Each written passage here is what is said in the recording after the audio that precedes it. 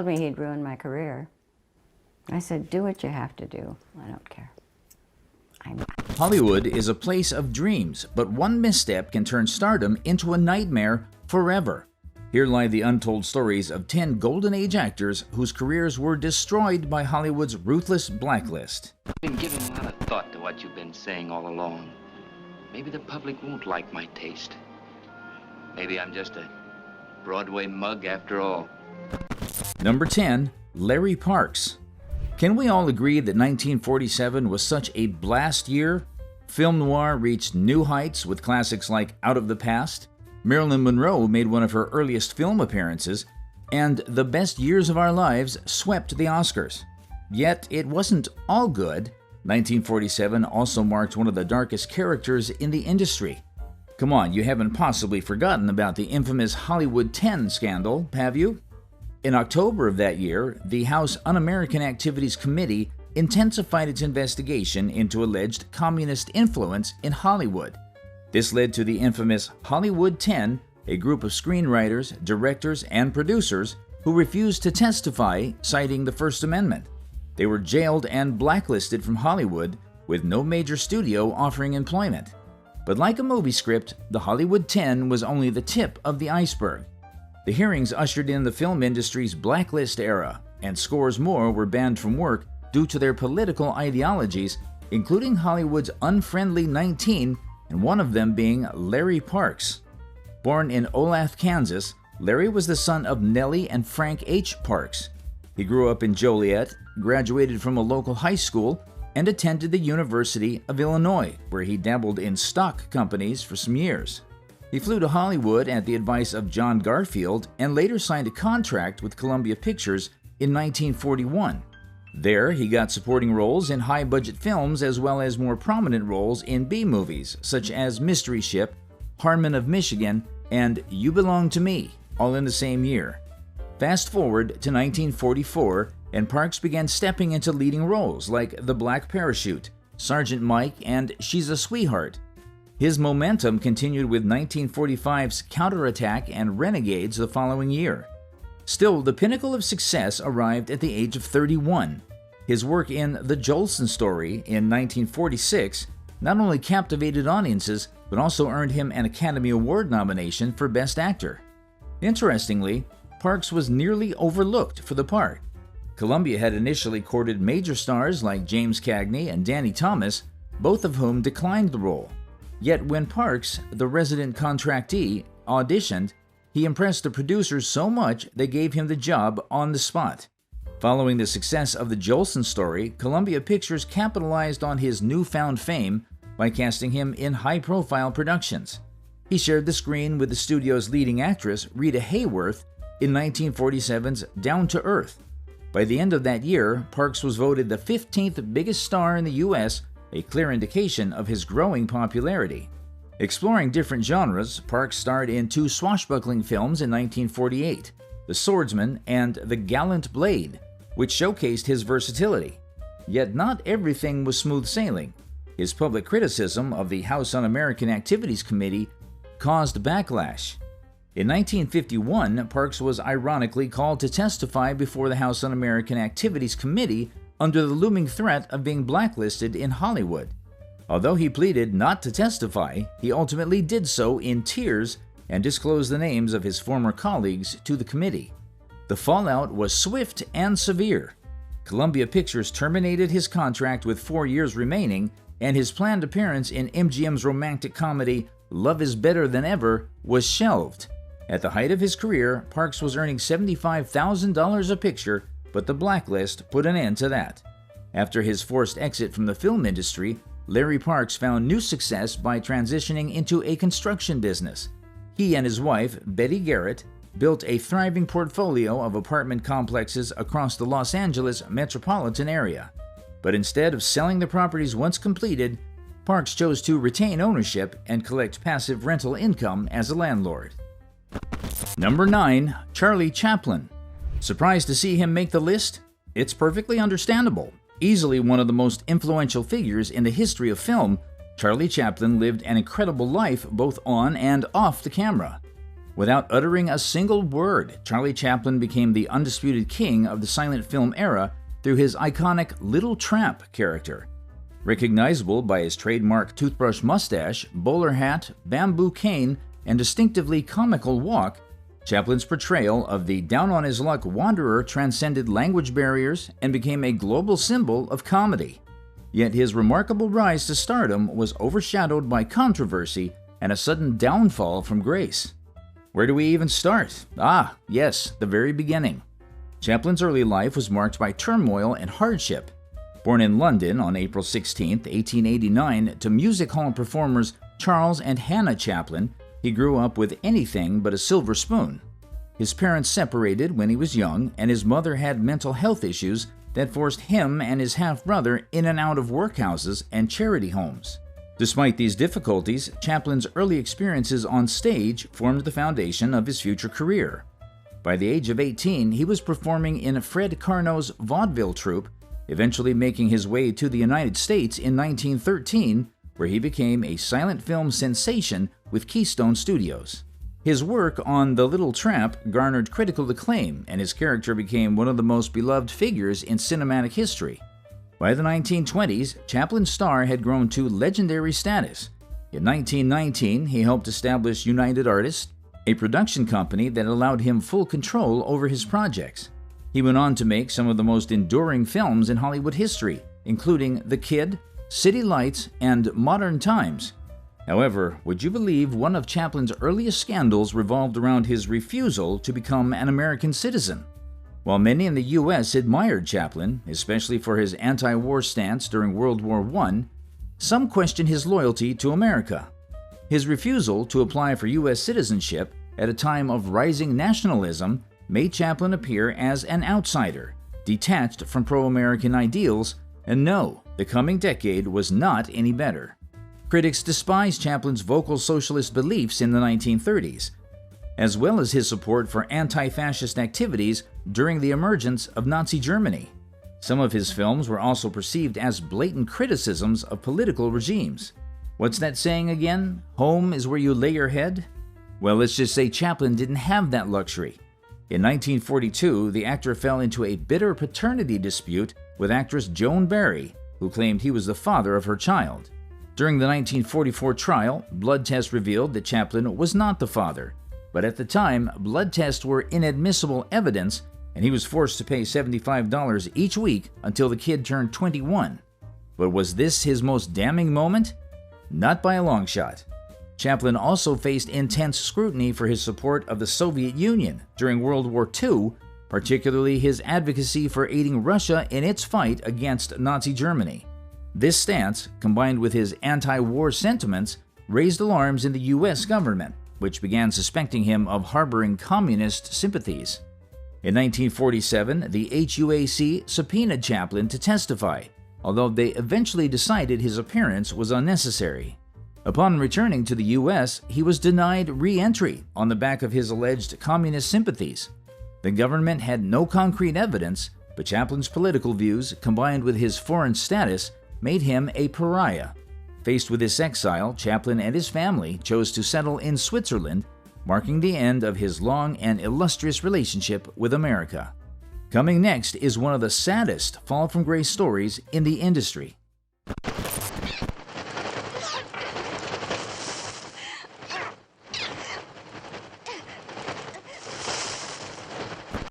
Number 8. Tippi Hedren.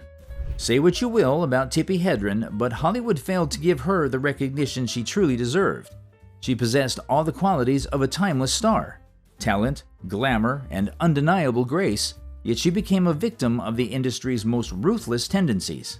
Starting her career as a fashion model, Hedren's big break came when she was discovered by the legendary director Alfred Hitchcock, who cast her in 2 of his iconic early 60s films, The Birds and Marnie.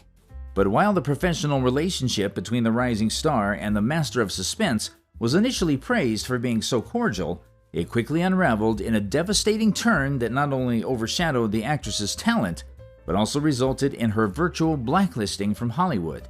Before we spill the tea on how it all went down, let's circle back to the very beginning. Make sure to pay close attention to every detail, because even a moment of distraction could cause you to miss the entire plot. Ready? Let's begin. Divorced and raising her young daughter Melanie in Los Angeles, Hedren's journey into acting began with a life-changing phone call. Hitchcock had spotted her in a commercial and deemed her perfect for the lead role in his upcoming project, music to the ears of a 31-year-old Hedren whose modeling career was waning. Seizing the chance, Hedren embraced Hitchcock's mentorship and diligently prepared for her role as Melanie Daniels in The Birds, undergoing extensive screen tests under the guidance of both Hitchcock and his wife, Alma. At first, their collaboration appeared to be a dream come true. Hitchcock even gifted Hedren a delicate gold and pearl pin shaped like 3 birds in flight, an apparent symbol of the exciting future awaiting her in Hollywood. But there were red flags from the start. During her first screen test, Hedren was informed that old rumors from her modeling days were being investigated, suggesting impropriety. Later, Hitchcock proposed another screen test involving martinis and provocative questions, making her feel uneasy about his intentions. Like that wasn't already bad enough, Hitchcock's obsession on the set of The Birds was borderline sadistic. He demanded absolute control over her and even instructed male co-stars like Rod Taylor and Sean Connery during Marnie to steer clear from Hedren. Think that's wild? It actually gets darker. While filming Marnie, Hitchcock's obsession with Hedren reportedly reached an alarming peak. He allegedly made repeated explicit advances, all of which she steadfastly rejected. But when Hedren finally made it clear that Marnie would be their last collaboration, Hitchcock's response was chillingly vindictive. Rather than accepting her decision, he used his power to exact calculated revenge. He neither released Hedren from her contract nor assigned her any tasks. He was essentially paying her not to work and aggressively discouraging her from seeking other opportunities. In an industry where momentum is everything, this deliberate stagnation of her career had devastating effects. By the time Hitchcock finally sold her contract in 1966, the damage had been done. The years of forced inactivity dragged her light years away from leading roles. She later found work in other films and television projects, but never regained the meteoric rise that Hitchcock's initial endorsement had promised. Despite the professional setbacks, Hedren refused to let Hitchcock's actions define her. She reinvented herself, became an outspoken advocate for animal rights, and founded the Shambhala Preserve, a sanctuary for big cats.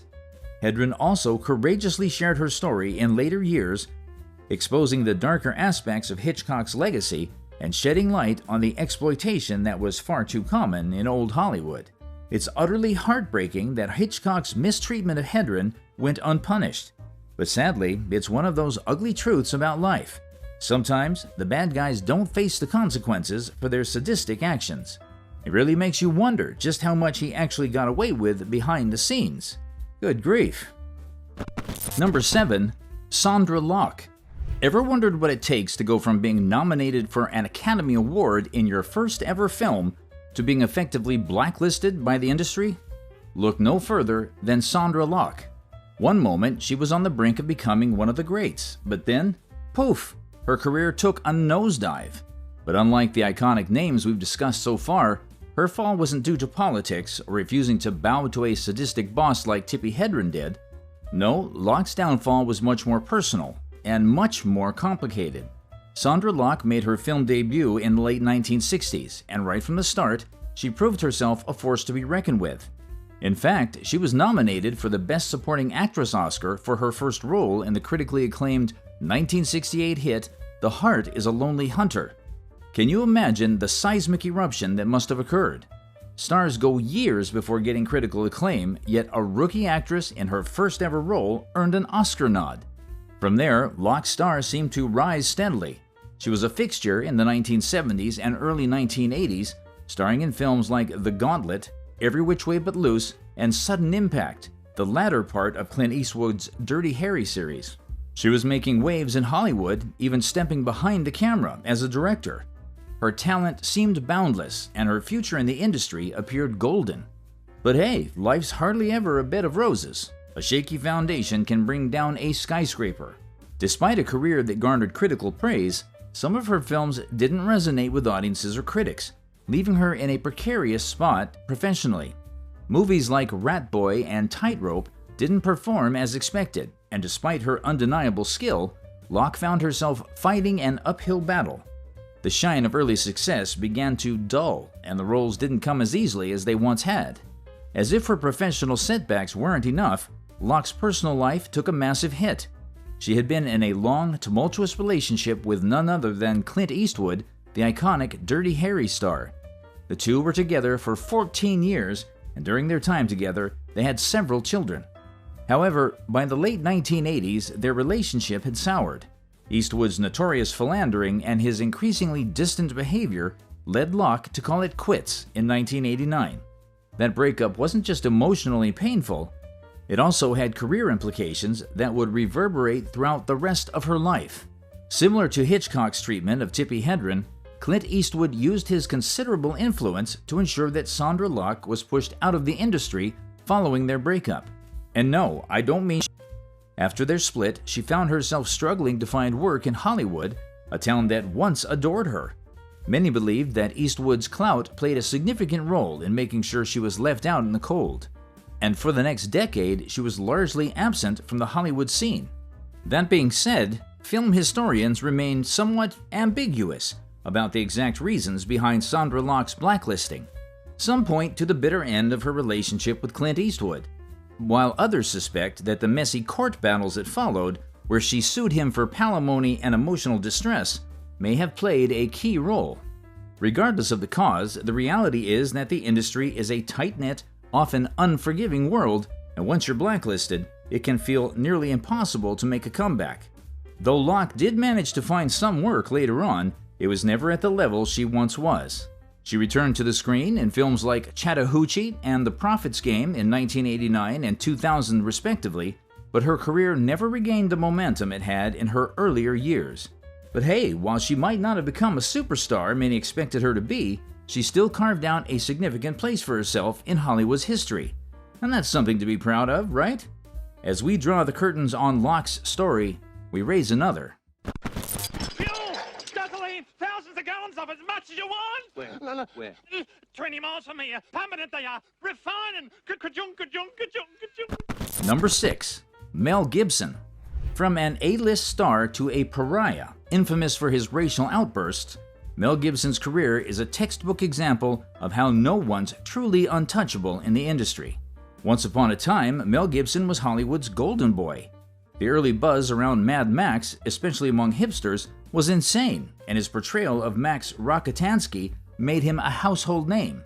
Refusing to rest on his laurels, though, Gibson doubled down on his hard work and followed up his success with standout performances in Gallipoli and The Year of Living Dangerously, both of which were directed by the talented young Peter Weir. Now, for the benefit of those who didn't really watch Mel Gibson in his prime, a few of the reasons why critics and viewers alike loved Gibson so much were his sharp acting skills, charismatic demeanor, and of course, exotic appeal. He was one of the few Aussie actors at the time, so his presence in the industry embraced representation and inclusivity. He was simply a breath of fresh air that Hollywood couldn't get enough of. By 1996, he had reached the peak of his career, winning 2 Academy Awards for Braveheart, which he wrote, directed, produced, and starred in. But then came the fall, fueled by alcohol, anger, and a series of public scandals. Like the post-apocalyptic world he so well starred in, Gibson's life in the late 1990s to mid-2000s spiraled out of control. His notorious behavior was at the zenith, with alarming episodes such as punching his former partner Oksana Grigorieva, using nasty racist and sexist slurs, and going on an anti-Semitic tirade during a 2006 DUI arrest that was, actually caught on a police surveillance camera. Yup, Gibson was that wild. His actions sparked outrage across the globe, and many in Hollywood distanced themselves from him. Would you even blame them? For a time, Gibson was left in the cold, blacklisted by the very industry that had once adored him. But just as cats are said to have 9 lives, Gibson's career seemed to defy the odds. With the support of a few key figures, including Robert Downey Jr., who spoke out on his behalf, Gibson made a remarkable comeback. Downey Jr., who has had his own battles with addiction, publicly defended Gibson in 2011, urging the industry to forgive him famously stating, "Whoever is free from sin is in the wrong industry." Driven to regain his trust and reclaim his spot in the industry, Mel Gibson was determined to do whatever it took, including some budget roles. It wasn't easy, but his persistence paid off. One of the key people who supported him through this challenging time was his close friend, actress Jodie Foster. She cast him in the leading role of the Beaver, despite the negative press and public backlash surrounding him. In the years that followed, Gibson was able to find his redemption. He sought help for his anger issues, went through rehabilitation, and in 2012 was ordered to attend anger management therapy as part of the legal proceedings in his custody battle. By 2017, Gibson was a completely different man and even received an Academy Award nomination for Best Director for his work on Hacksaw Ridge. His career might not be the same as before, but the man who once seemed destined to fade into oblivion has clawed his way back. Today, he's still very much active in the industry, just perhaps not as the untouchable star he once was, but as a man who has fought his demons and found a way back into the fold. Our next guy, though, let's just say he's the kind of company you'd steer clear of at all costs. A comeback is out of the question, and frankly, we wouldn't want him to. Some reputations are better left in the dust, and this is one we hope stays there. Number 5. Roman Palansky. Yes, you heard us right. Roman Palansky is one name we hope never makes a comeback like Mel Gibson's. Why, you ask? While he and Gibson represented the absolute worst of human behavior, Palansky was never remorseful. In fact, he believed his actions were natural. Now, for someone with the talent and opportunities to become a legend in Hollywood, one would think Palansky would make smart, clean career choices. But no, he chose to perpetuate one of the worst kinds of evil I can even think of. It makes his story both tragic and infuriating. Can you remember his 1974 masterpiece, Chinatown? It was a massive rave, and many believed Roman Palansky was destined to be the next Martin Scorsese. Why wouldn't they? His undeniable talent and visionary style were as clear as day. And I can't emphasize more the fact Palansky could have achieved anything he set his sights on. Who knows? His legacy may have rivaled Steven Spielberg's in both creative influence and financial success. However, Palansky's personal life took a dark turn that overshadowed his achievement. After his wife, Sharon Tate, was brutally unalived by the Manson family in 1969, Palansky became a broken man. The unimaginable loss left lasting scars. But let's be clear, this tragedy is no excuse for the heinous acts he later committed. What he did was unquestionably vile, and nothing can ever justify or give him a pass for it. It all unraveled in 1977 when Palansky was convicted of drugging and sexing a defenseless girl. He entered into a plea deal that required a short period of incarceration and psychiatric evaluation, but fled the United States upon learning the judge intended to disregard the deal and impose a harsher sentence. He has lived in exile ever since, avoiding countries with extradition agreements with the U.S. This act of evasion, paired with the horrific nature of his crime, turned Palansky into a pariah. For over 40 years, he has remained a fugitive from U.S. justice, effectively blacklisted from Hollywood. But here's the kicker.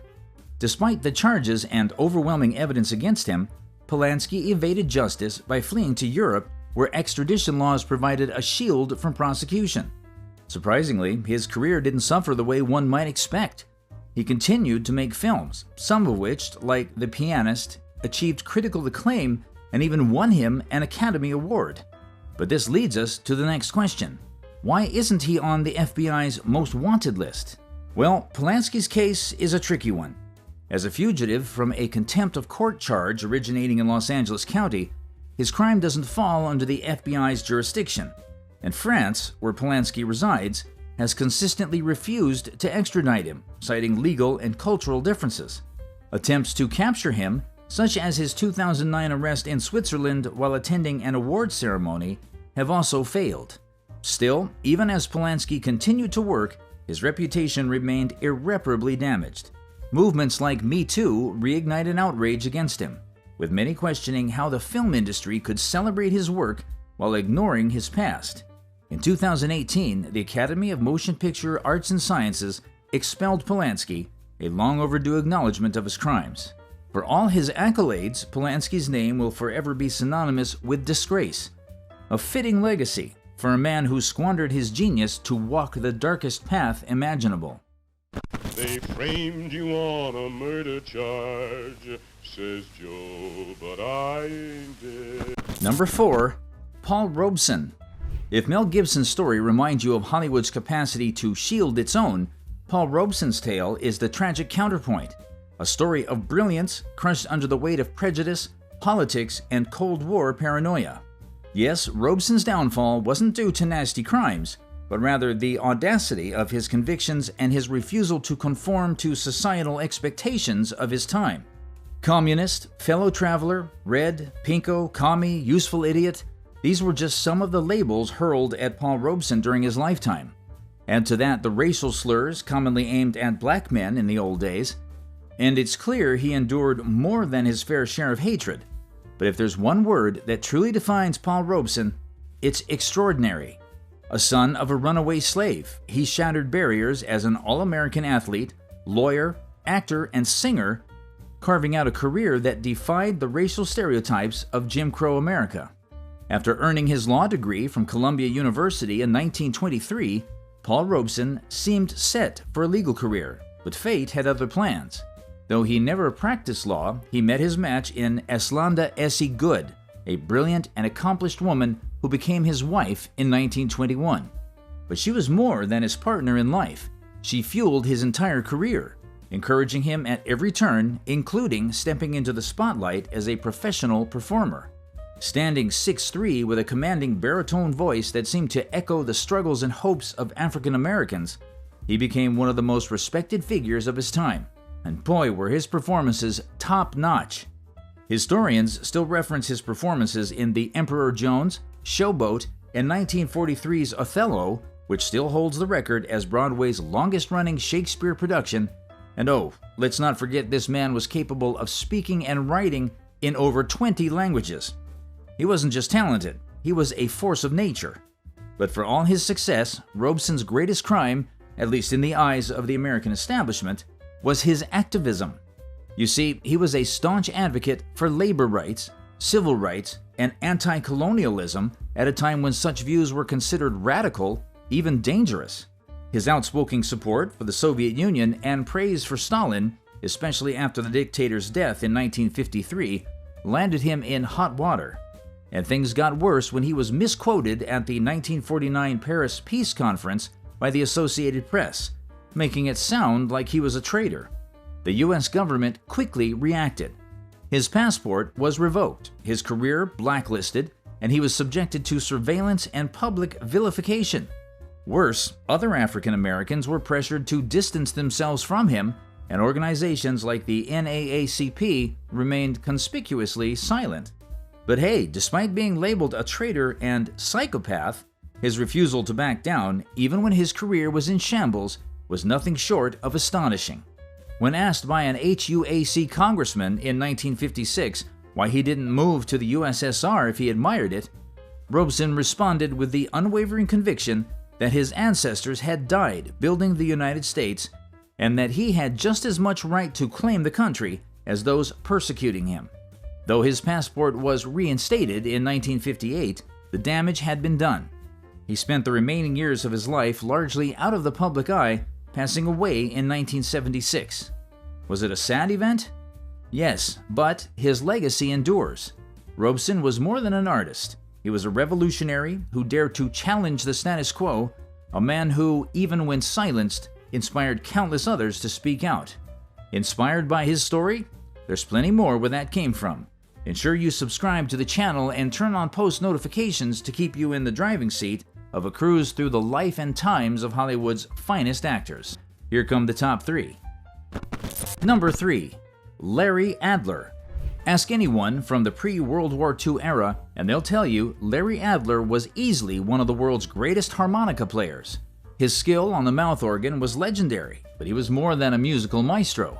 He appeared in 5 films, often playing characters close to his real-life persona as a harmonica virtuoso. One of his standout roles was in Sidewalks of London, where he portrayed Constantine, a harmonica maestro. He later popped up in Three Daring Daughters and Music for Millions, both times playing himself or a version thereof. Earlier in his career, he featured in The Singing Marine and The Big Broadcast of 1937, often under the name Larry. So why don't most younger generations know his name? Well, Adler's career hit a massive roadblock in 1949 when he became a casualty of the infamous Hollywood blacklist. He was forced to leave the U.S. and spend the rest of his life in England, effectively erased from the American cultural scene during one of its tumultuous periods. Before that, though, Adler was on top of the world. His skill on the harmonica shattered preconceived notions about the instrument, elevating it to a respected place in classical and popular music. He performed everything from Beethoven to Bach, carving out a niche that was entirely his own. Over the course of his career, he performed alongside luminaries like violinist Itzhak Perlman and comedian-musician Jack Benny, blending genres in ways few could have imagined. Did I forget to mention he was super famous? Larry Adler rubbed shoulders with Hollywood's elite and played tennis with the likes of Greta Garbo, Salvador Dali, and Charlie Chaplin, the latter of whom was his Beverly Hills neighbor. While many men in the industry enlisted in the army to fight in World War II, Adler had a different calling. He entertained troops around the world. It was during this time that he fell in love with actress Ingrid Bergman. Though their romance was short-lived due to their respective marriages, it left a lasting impression on the actor. She planted good seeds in Adler and persuaded him to study musical composition, which worked well for the actor, until the Red Scare. Remember the chaos of that era? Hollywood became a breeding ground for paranoia as fears of communist infiltration spiraled out of control. Senator McCarthy and the House Un-American Activities Committee spearheaded a relentless witch hunt that shattered careers and silenced countless voices. Blacklists cropped up everywhere, and even the faintest hint of leftist leanings spelled doom. While some accusations stemmed from verifiable ties to communist groups, many were baseless, driven by vendettas or sheer hysteria of the times. Adler, despite his immense talent, wasn't immune to this destructive frenzy. He was a target of communist witch hunts over the flimsiest of pretexts and was forced to leave the U.S. and seek refuge in England in 1949. Though he continued to perform, the blacklist shattered his Hollywood career and denied him the prominence he once enjoyed. I went up in this 4-engine plane, and after a pleasant 55 minutes in the air, we were about to land in New York City when the hostess walked in. She said, "You know, we can't land in New York." Number 2. Zero Mostel. Similar to Larry Adler, Zero Mostel is a name that should be celebrated for generations. But sadly, he too got caught in the whirlwind of the age's darkest chapter. Make no mistake, Zero Mostel's career trajectory was nothing short of remarkable. He moved from making just $40 a week at the Cafe Society to earning $450 a week, despite being a relative newcomer. He was gracing radio shows, starring in Broadway productions like Keep Them Laughing and Top Notchers, performing at the prestigious Paramount Theater, and landing roles in MGM, one of the biggest studios in the Golden Age, if not the biggest. His performances carried a rare blend of physicality, sharp wit, and bold political satire, making him one of the most unique and compelling figures in the entertainment industry. Life magazine even hailed him as just about the funniest American now living, a testament to his exceptional comedic genius. However, despite his rising star, his career faced an abrupt and cruel halt, courtesy of the political climate of the time. A committed leftist since his college days, Mostel's personal and political views often seeped into his professional work. His nightclub routine was filled with jabs at right-wing figures, making him a vocal critic of the growing political conservatism in America during the 1940s. Participating in protests against the 1940 film Tennessee Johnson, Mostel's political leanings got him axed from MGM, and by 1943, his outspoken activism made him a clear target for the blacklist. During his time in the United States Army, Mostel's political affiliations drew the attention of military authorities, and he was investigated for suspected Communist Party membership. Though his service was brief, his political ideas were thoroughly investigated, prompting the Army to refuse Mostel a chance to serve in the Special Services Entertainment Unit, despite his strong desire to do so. Mostel's troubles with the government would only escalate in the late 1940s, during the height of the McCarthy period. Mostel was placed on the Hollywood blacklist following claims of communist affiliations. In 1950, he returned to cinema with a role in Panic in the Streets, courtesy of director Elia Kazan, a recognized liberal and supporter of the blacklisted artist. Kazan hailed Mostel as one of the most innovative and funny people he had ever worked with, and he attempted to help him relaunch his career, but the business had already abandoned him. By 1952, Mostel was named by fellow blacklisted screenwriter Martin Berkeley as a communist to the House Un-American Activities Committee. His testimony before the committee was both defiant and courageous. Mostel refused to name names, invoking his Fifth Amendment rights and mocking the committee's methods. His witty retorts, including a jibe at 20th Century Fox, made him a hero in the blacklisted community.